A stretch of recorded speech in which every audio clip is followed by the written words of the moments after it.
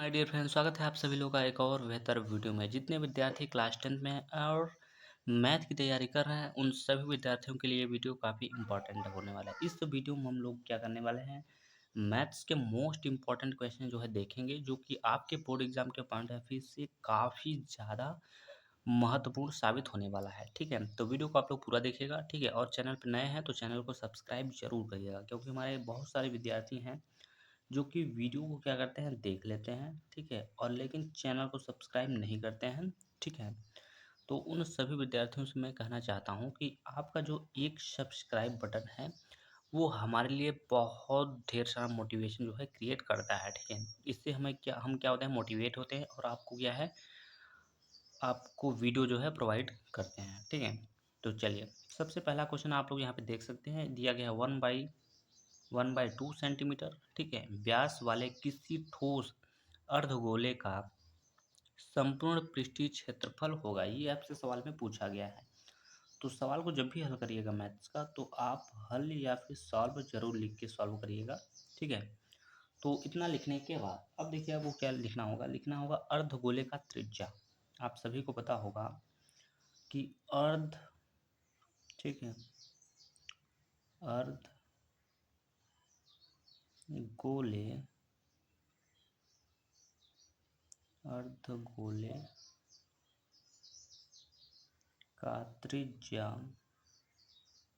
अर्धगोले का त्रिज्या बराबर में फार्मूला आपका होता है, क्या होता है, तो बराबर में जो आपका सूत्र होता है वो होता है व्यास, और बटे में क्या होता है, 2 होता है। ये इसका सूत्र है। ठीक है, तो इतना आप सभी को क्लियर हो गया। तो अर्धगोले का त्रिज्या बराबर क्या होता है, व्यास बटा 2 होता है। और हमें दिया गया है 1/2 सेंटीमीटर व्यास वाले, यानी ये जो दिया गया है वो व्यास का मान है। तो हम यहाँ पे ये बोल सकते हैं, ये व्यास का जो मान है वो कितना दिया है, तो 1/2 सेंटीमीटर दिया गया है। ठीक है, तो 1/2 सेंटीमीटर दिया गया है और बटे में कितना है, 2 है। तो आप करिए क्या, 1/2 को आप ज्यों का त्यों लिखिए, गुणे इसके नीचे कुछ नहीं तो आप 1 मान सकते हैं, और ये 1 चला जाएगा ऊपर और ये 2 रह जाएगा यहाँ पर नीचे। ठीक है, तो 1 का गुणा 1 में करेंगे तो 1, और 2 दूना यहाँ पर 4 हो जाएगा। तो इतना हमें प्राप्त हो जाएगा। तो मात्रक के रूप में हम यहाँ पर सेंटीमीटर यहाँ पर लिख सकते हैं। ये हो गया। अब हमसे सवाल में पूछा है क्या, अर्धगोले का संपूर्ण पृष्ठीय क्षेत्रफल ज्ञात करना है। ठीक है, तो पृष्ठीय क्षेत्रफल लिख लीजिए यहाँ पर, पृष्ठीय, ठीक है, पृष्ठीय क्षेत्रफल क्या हो जाएगा, पृष्ठीय क्षेत्रफल। तो पृष्ठीय क्षेत्रफल का फार्मूला आप सभी को पता होना चाहिए क्या होता है, तो 3πr, ठीक है, 3πr²। अब r हमारा जो है वो निकल के आ गया है कितना, 1/4, क्योंकि अर्धगोले का त्रिज्या बराबर क्या होता है, त्रिज्या यानी r से ही डिनोट करते हैं। तो यहाँ पर r दिखा दीजिए आप चाहे तो। ठीक है, तो यहाँ पर आपका 3 है तो 3 लिखिए, इंटू ये पाई को पाई लिखिए, इंटू r का मान जो दिया गया है वो दिया गया है 1/4 दिया गया है। इसका आपको करना है वर्ग, तो इसका कर दीजिए वर्ग, बराबर में क्या करिएगा, यहाँ पे लिखिएगा 3, पाई को पाई लिखिए, यहाँ पे गुणा दिखा दीजिए, 1 बटा ये 4 का वर्ग करेंगे तो 4 चौके 16 हो जाएगा।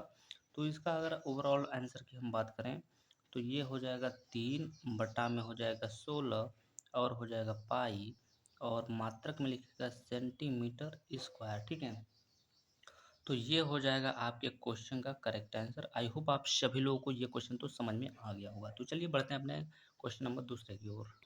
तो यहाँ पर आप लोग देख सकते हो, ये आपका क्वेश्चन नंबर दूसरा है। क्वेश्चन नंबर दूसरे में कह रहा है कि यदि बिंदु -1, -3 तथा x, 9 के बीच की दूरी 13 मात्रक है तो x का मान ज्ञात कीजिए। ये आपका जो सवाल है दिया गया है। तो चलिए सबसे पहले हम यहाँ पे लिखते हैं सॉल्व, या फिर हल लिख लीजिएगा। जो मान दिया गया उसको हम लिखेंगे यहाँ पर। तो यहाँ पर दिया गया माइनस में 1, और कामा में दिया गया माइनस में यहाँ पर 3। तो -1, -3, यहाँ पर दिया गया x, 9 दिया गया है। ठीक है, आगे क्या दिया गया है, बीच की दूरी, दूरी को हम डिफरेंस यानी d से दर्शा सकते हैं आप चाहे तो d का मान यहाँ पर लिख लीजिए 13। ठीक है, चलिए सबसे जो यहाँ अगर बात करें तो हमें 2 मान दिए गए हैं, ये और एक ये। इसमें से एक मान जो पहला मान होता है उसमें x1 होता है और y1 होता है। जो दूसरा मान दिया गया उसमें हमारा हो जाएगा x2 और क्या हो जाएगा यहाँ पर y2। तो इतना हो जाने के बाद अब आपको सूत्र एक ठो पता होगा कि बीच की दूरी को मान लीजिए हम d से दर्शाते हैं, तो बीच की दूरी का एक फार्मूला होता है, ठीक है। क्या फार्मूला होता है? तो सूत्र होता है आपका x2 माइनस x1 का होल स्क्वायर और प्लस में होता है क्या y2 माइनस में होता है y1 का होल स्क्वायर, ठीक। ये इसका सूत्र होता है। डी का मान आपको दे दिया गया तो आप डी का मान तो आप 13 बैठा दीजिए यहाँ पर, ठीक है। और यहाँ पे इसकी वैल्यू को रखिए। x2 का मान यहाँ पर दिया गया है, कितना दिया गया है? x दिया गया है तो x को x ही लिखेंगे। माइनस x1 का मान कितना दिया गया है? माइनस में हो तो ये माइनस प्लस हो जाएगा, तो यहाँ पे प्लस का 1 का स्क्वायर हो जाएगा। फिर आगे देखेंगे इसको, जो y2 दिया गया है और इसका मान हमें दिया गया है यहाँ पर 9, आप सभी को दिख रहा होगा। माइनस y1 का मान जो दिया गया माइनस में 3 दिया गया, तो ये माइनस माइनस प्लस और यहाँ पर हो जाएगा 3 का स्क्वायर हो जाएगा। तो अगले स्टेप पे क्या करेंगे, यहाँ पर लिखेंगे 13 बराबर में यहाँ पर हो जाएगा कितना, तो यहाँ पर आपका हो जाएगा x प्लस 1 का होल स्क्वायर प्लस 9 4 13, 13 का वर्ग आप यहाँ पर देखें 9 और 9 3 12 हो जाएगा ना, 9 3 हो जाएगा यहाँ पर 12 और 12 का आप अगर वर्ग करते हैं तो 144 इसका जो है वर्ग निकल के आएगा। तो यहाँ पर हम 144 लिख देते हैं यहाँ पर। अगले स्टेप पे क्या करेंगे, अब देखिए यहाँ पर रूट है तो रूट को हटाने के लिए हम क्या करेंगे, दोनों पक्षों का वर्ग करेंगे।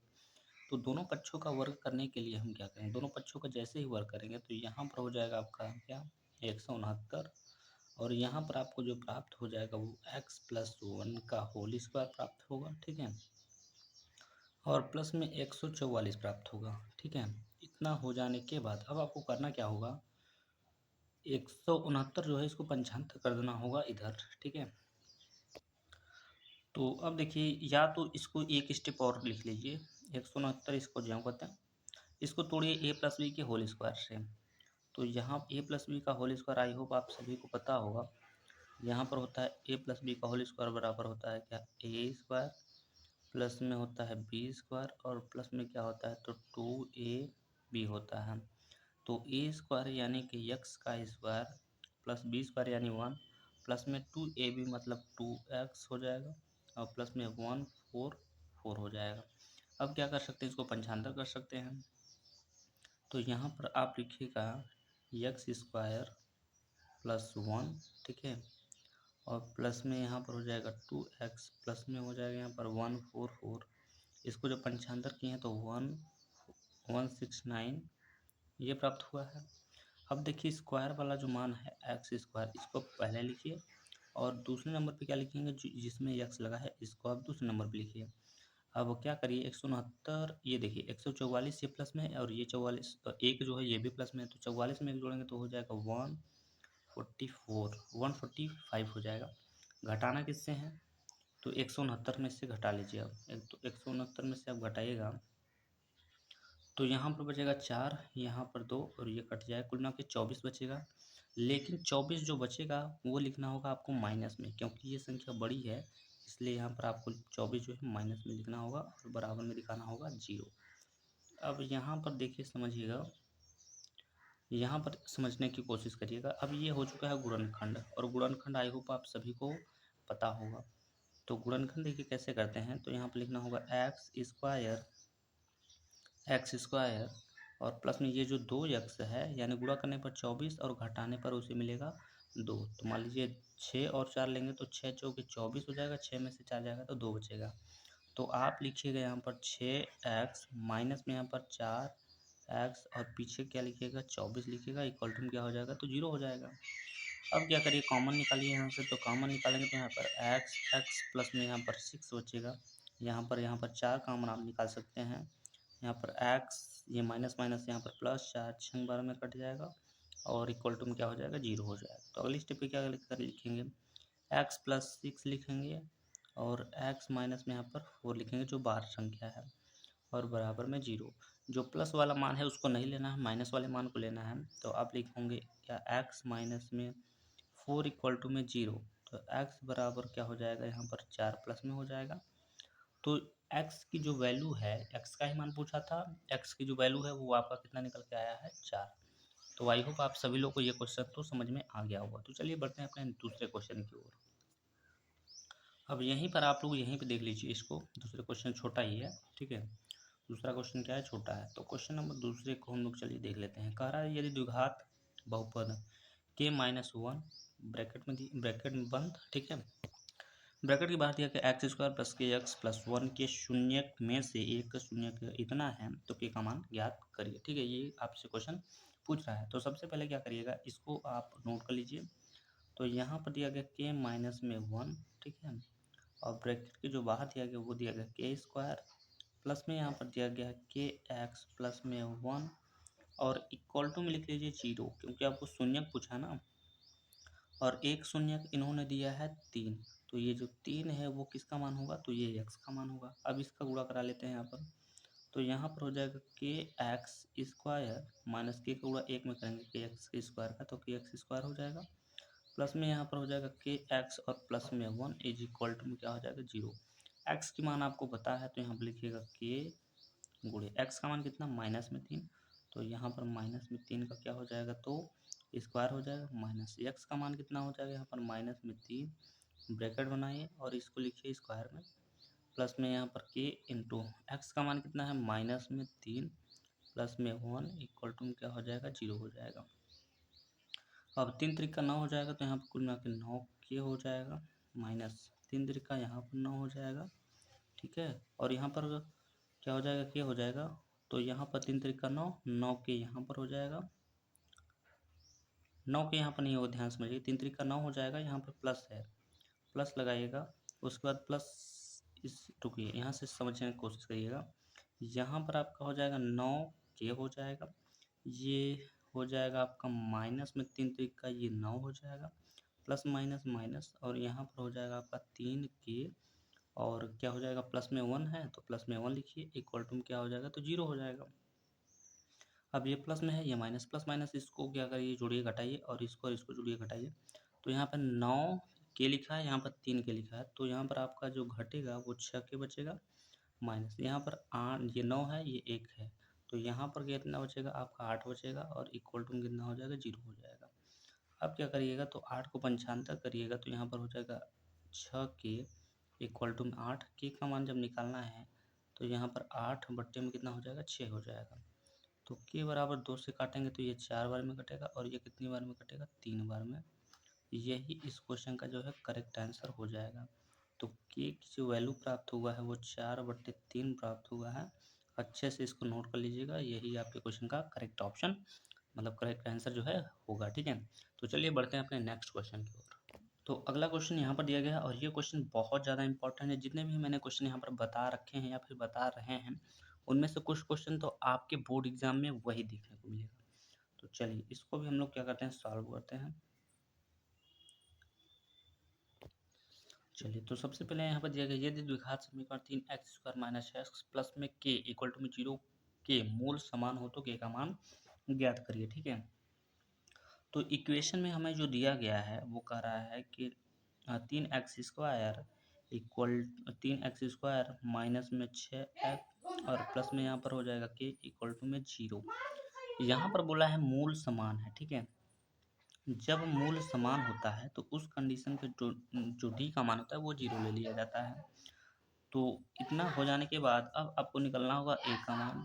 तो x² का गुणांक कितना है 3 है, तो यही हो जाएगा ए का मान। और आगे देखना होगा x का गुणांक, तो x का गुणांक कितना है माइनस में 6 है, ये हो जाएगा b का मान। और c का मान तो आपको दिख ही रहा होगा, यहाँ पर के दिया गया है। अब आपको एक फार्मूला लगाना होगा d बराबर, d माने विभक्तिकर, ठीक है। विभक्तिकर बराबर फार्मूला आपका होता है b² माइनस में क्या होता है 4ac होता है, ठीक है। अब d का मान रखा जाएगा 0, क्योंकि यहाँ पर मूल समान है, ठीक है। b का मान दिया गया माइनस में यहाँ पर 6, तो लिखिए माइनस में 6 का स्क्वायर माइनस में यहाँ पर 4 इंटू ए का मान है 3 इंटू सी का मान कितना है तो k है। तो 0 बराबर 6 का वर्ग करिएगा तो 6 का वर्ग 36 हो जाएगा, -3 चौके यहाँ पर हो जाएगा 12 के, ठीक है। अब 12 को कोई पंचांतर करेंगे तो ये हो जाएगा प्लस में 12 के बराबर में कितना हो जाएगा, तो 36 हो जाएगा। अब के का मान निकालना है तो क्या करिएगा, ये 36 लिखिए और बटे में क्या कर दीजिए, तो 12 लिख दीजिए। अगले स्टेप पे क्या करिए, के बराबर ये 12 से काटेंगे तो 12 से ये 3 बार में कट जाएगा और यही हमें ज्ञात करना था, जो कि हमारा आंसर जो है आ चुका है। ठीक है, तो आई होप आप सभी लोगों को ये क्वेश्चन तो समझ में आ गया होगा। तो चलिए बढ़ते हैं अपने नेक्स्ट क्वेश्चन की ओर। यहाँ पर आप लोग देख सकते हो, ये आपका है क्वेश्चन नंबर 5। ठीक है, क्वेश्चन नंबर 5 में क्या बोल रहा है कि समीकरण 3x² minus 2x plus 1/2 equal to 0 का विविक्तीकर ज्ञात कीजिए। ठीक है, विविक्तीकर ज्ञात करनी, ये अच्छा क्वेश्चन है। ठीक है, ये आपको बहुविकल्पी क्वेश्चन में भी देखने को मिल सकता है। ठीक है, तो सबसे पहले हम ए बी सी का मान निकालेंगे। तो x² का गुणांक होता है a का मान यानी 3 हो जाएगा, b का मान यानी x का गुणांक, तो x का गुणांक कितना है, माइनस में 2 है, और c का मान होता है वो जो संख्या है जैसे 1/3 यहाँ पर दिया गया है। ठीक, और हमसे पूछा है विविक्तीकर, विविक्तीकर को हम d से रिप्रेजेंट करते हैं। ठीक है, तो d बराबर कुल मिला के यहाँ पर क्वेश्चन मार्क, तो अगला फार्मूला जो हमारा हो जाएगा, हम चाहे तो यहाँ पर विविक्तीकर भी लिख सकते हैं या फिर विविक्तीकर d बराबर b² माइनस में यहाँ पर दिखा सकते हैं 4ac। तो d बराबर b की जो वैल्यू है वो माइनस में 2 दी गई है, तो यहाँ पर लिखेंगे माइनस में 2 का स्क्वायर, माइनस में यहाँ पर हो जाएगा 4 इंटू ए की जो वैल्यू है वो 3 दिया गया है तो 3 रखिएगा, इंटू सी की जो वैल्यू है वो 1/3 है। ठीक है, तो d का जो मान है वो ये 4 चौके यहाँ सॉरी 2 का वर्ग हो जाएगा यहाँ पर 4 प्लस में माइनस ये 3 से 3 यहाँ पर कैंसिल, तो केवल और केवल 4 बचेगा। तो अगले स्टेप पे क्या करेगा, d बराबर ये 4 से 4 ये घट जाएगा तो ये कुल मिला के हो जाएगा 0, 0 हो जाएगा। तो d का मान कैसा हो गया, तो 0 हो गया। तो यही आपसे पूछा था यहाँ पर, और ये क्या कर लिया है आपने, ज्ञात कर लिया है। तो चलिए इस वीडियो को लास्ट क्वेश्चन हम देख लेते हैं, क्वेश्चन नंबर 6वां। ठीक है, 6वां क्वेश्चन यहाँ पर देख लेते हैं। चलिए, तो सबसे पहले यहाँ पर लिख दीजिए सॉल्व। इसमें देखिए क्या पूछा है, कह रहा कि 5x² माइनस 3x प्लस में 2 इक्वल टू में 0 के मूलों का योग तथा गुणनफल, दो चीज़ यहाँ पर पूछा है। तो ए बी सी का मान आपको निकालना होगा, तो ए का मान निकालने के हमें x² का गुणांक जो होगा वो ए का मान होगा, और बी का मान वो होगा x का गुणांक यानी कि माइनस में 3। ठीक है, और सी का मान आपको यहाँ पर दिख ही रहा है कितना, 2 दिया गया है। ठीक, अब सबसे पहले बोल रहा है सुन मूलों का योगफल। तो मूलों का जो योगफल का जो फार्मूला होता है, अल्फा और प्लस में होता है बीटा, बराबर में क्या होता है, माइनस में बी अपान में ए, ये पहला सूत्र है यानी कि मूलों का योग का। तो अल्फा प्लस बीटा माइनस लिखिए, और बी का मान कितना दिया गया, माइनस में 3, तो माइनस माइनस ये प्लस हो जाएगा, 3 बटा ए का मान कितना है, तो 5 है। यही हो जाएगा आपका क्या, मूलों का योग का जो है सूत्र। अब क्या दिया गया है, शून्यकों का गुणनफल यानी मूलों का जो गुणनफल है उसको हम लोग बोलते हैं अल्फा इंटू बीटा। तो अल्फा इंटू बीटा अपान में होता है क्या, बराबर में सी अपान ए फार्मूला होता है। तो अल्फा इंटू बीटा बराबर सी की जो वैल्यू है वो दिया गया है 2, और ए की जो वैल्यू है वो दिया गया कितना, 5। तो यहाँ पर हमने बहुत ही सिंपल तरीके से यहाँ पर शून्यकों का योगफल और शून्यकों का गुणनफल दोनों हमने यहाँ पर ज्ञात कर लिया है। ठीक है, तो आई होप आप सभी लोग को ये क्वेश्चन तो समझ में आ गया होगा। तो चलिए इस बस नहीं मिलते हैं नेक्स्ट वीडियो में, तब तक के लिए जय हिंद, जय भारत।